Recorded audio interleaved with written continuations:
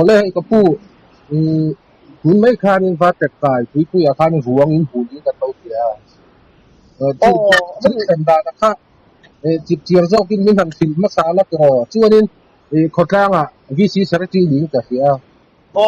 in hing kha min han soi sak ma sa che ole coming to Evlalton Zova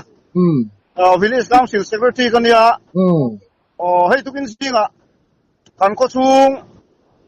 chen khatte lui kal tur le ram kal tur luin har lama chawin kan ko bulte mai ang lui tinga ruang an huwa chu mi paruang ani chi chu fin fi ania chu aming le khoming a hi kriat alani lo wangin una hian branch way levat kai te chu tui ka ruang boy som tur chuan tui pui chunga longin kan chho me kania duangin chan chin hian in ril jung jung sei lo mai thaya a chalo kan nei chalo em kan khua hian chu na kina ruang om na mun te kanan thenga nga al te al athani le chan chin te in thil le tura ngai tai la chu den chuan he ruang hi pa ani ti fin fi ani to a ming le a khoming hi riat ani lo wangin kongai takin ki channel kal tangin Mizorama at thei te riat tan he da factor point kan nge bok ten ni tuk ani chon mo ka pu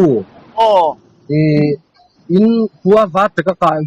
tek kai tang in khami ruang in hu na kha kilometer ang sat bor vel nge